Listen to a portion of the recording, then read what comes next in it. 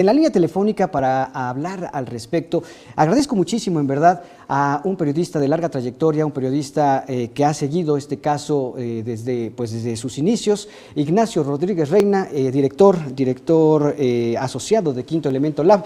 Nacho, un gusto escucharte, bienvenido a Cruz Informativo. ¿Qué tal, Jonathan? Encantado y muchas gracias por la invitación.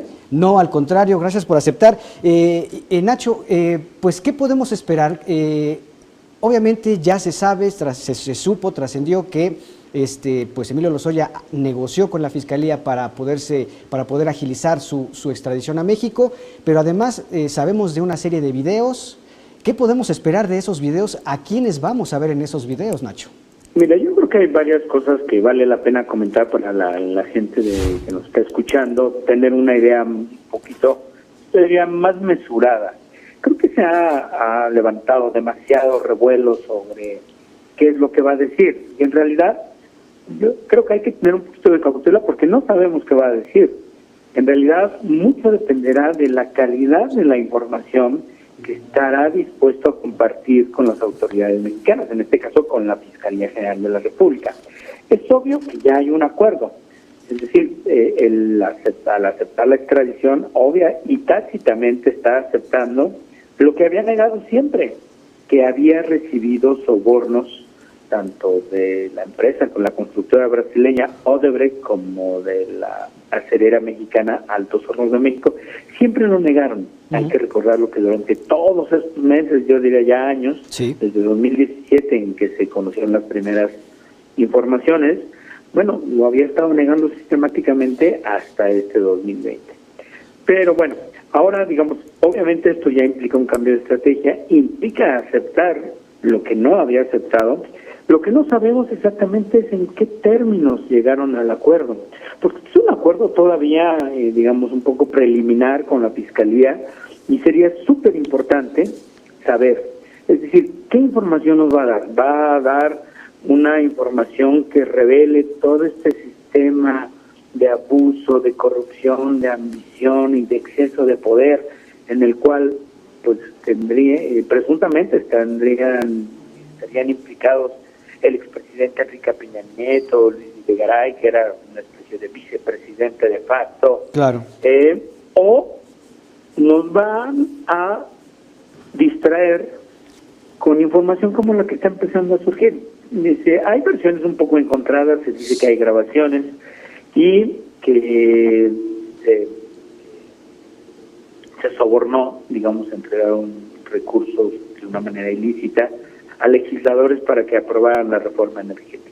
Mira, esta no sería la primera vez que durante el priismo y durante los gobiernos del PAN, emanados del PAN, de Vicente Fox y Felipe Calderón, hubiese habido este tipo de maniobras, ¿no? Que se cooptaran a ciertos grupos de la oposición, en este caso pues eran quienes se oponían a la reforma energética, y a cambio de recursos o de asignarles presupuesto a sus distritos, y eso votaban en favor.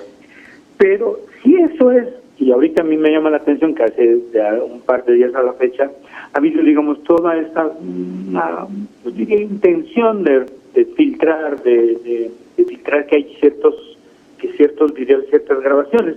Pues sí, está muy bien. Y seguramente, digo, no tengo ningún elemento para dudar de que así haya ocurrido, porque estas son una de las prácticas corruptas que heredamos de décadas de gobiernos llenos de corrupción.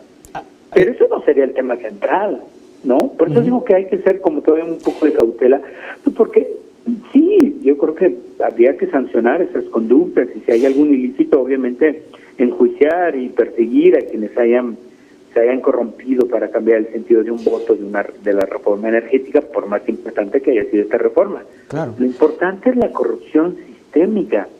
¿Va a estar dispuesto?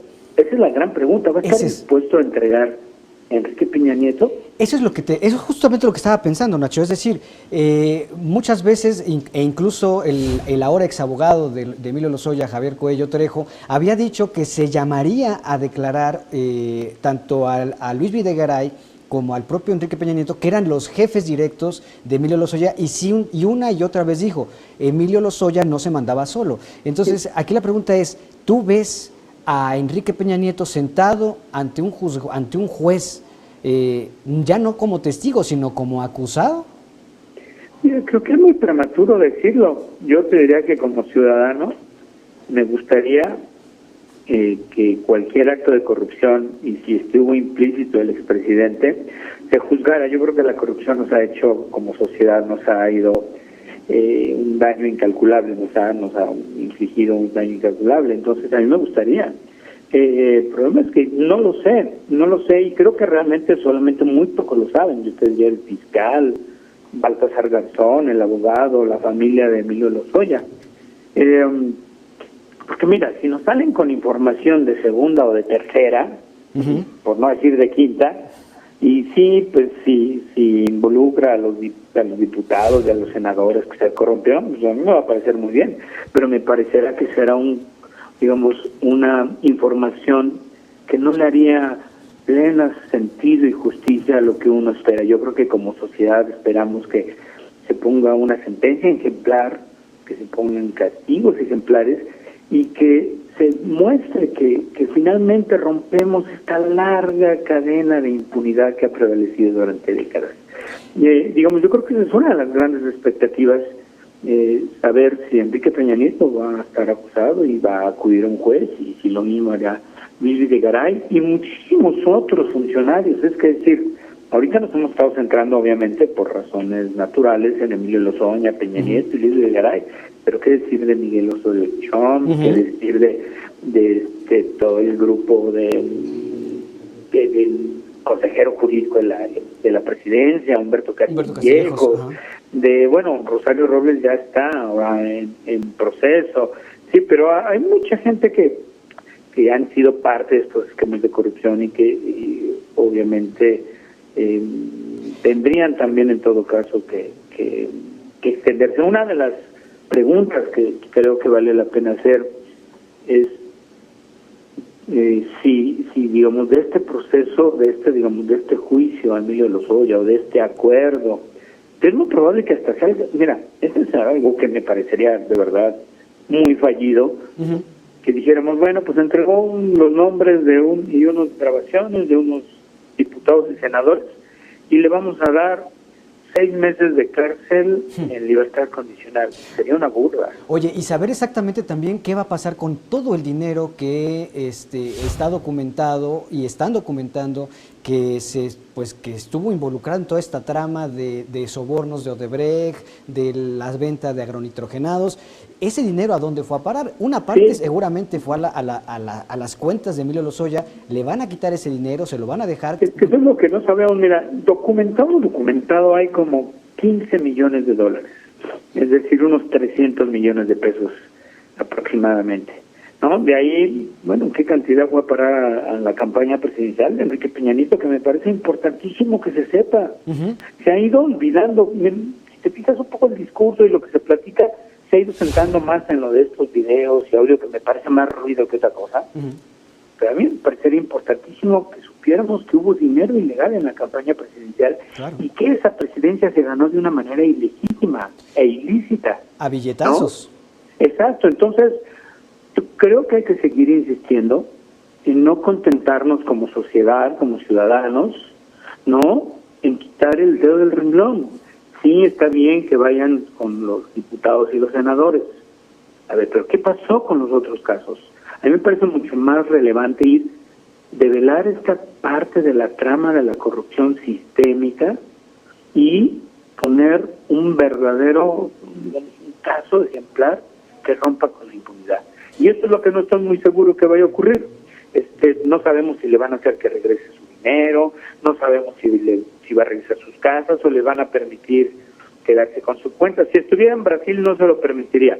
Para empezar, en Brasil no le hubieran dado el beneficio que hoy sabemos que la Fiscalía le va a dar, porque, por ejemplo, todos los involucrados en la corrupción, en la trama de corrupción de Odebrecht, que fue finalmente lo que destapó el caso de Emilio Lozoya. El famoso Operación Lavallato. Exacto. Bueno, primero, ellos tenían que ir voluntariamente a dar su testimonio ante las autoridades del Tribunal Supremo de Brasil y decir, oigan, yo participé en esto, estoy dispuesto a declararlo, sin que hubiera ninguna orden de aprehensión, sin que hubiera ningún juicio, es decir, tenía que ser por iniciativa propia y antes de que hubiera habido un proceso. Si no, no le aceptaban. Entonces, bueno, en este caso, pues obviamente Lozoya estaba prófugo, lo había negado, así no cabría.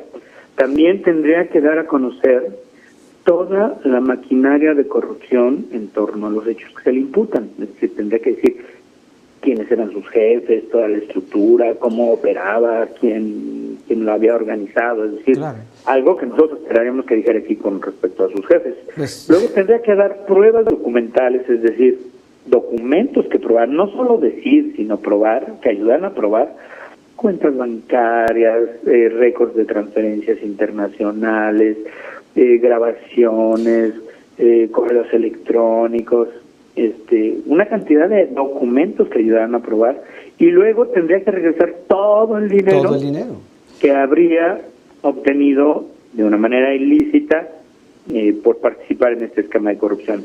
Bueno, pues yo también creo que todavía no sabemos. Por eso digo que, mira, existe un riesgo, y ojalá yo me equivoque, de que haya un acuerdo sumamente light en el que la información quede de muy baja calidad y le den y que salga prácticamente con una sentencia, entre comillas, sentencia súper ligera y leve. Y me parece que sí sería muy desafortunado, por supuesto, porque yo creo que si algo hemos querido los ciudadanos es que finalmente se acabe con la corrupción. Oye, Nacho, pues te acordarás que en el año 2000 nos prometieron tepocatas, víboras prietas, y resultó ser pues ni siquiera cucarachas agarraron, y pues esperemos que este caso no acabe así.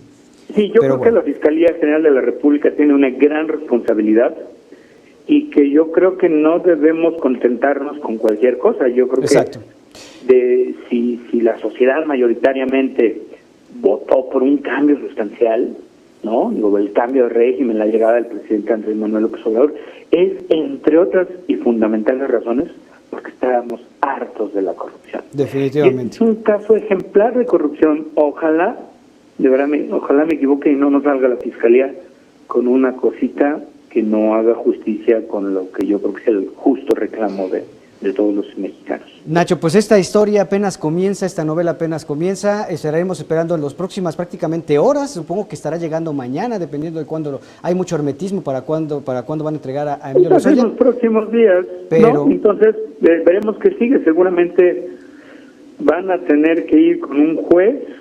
Mira, eso va a ser relativamente pronto, yo diría que a mediados de la próxima semana tendríamos que estar teniendo la primera información de qué en consistió el acuerdo y, bueno, hacia dónde van las cosas. Estaremos en comunicación en tanto. Nacho, te agradezco muchísimo estos minutos. Muchas gracias, Jonathan. Un saludo a todo el auditorio. Buenas tardes.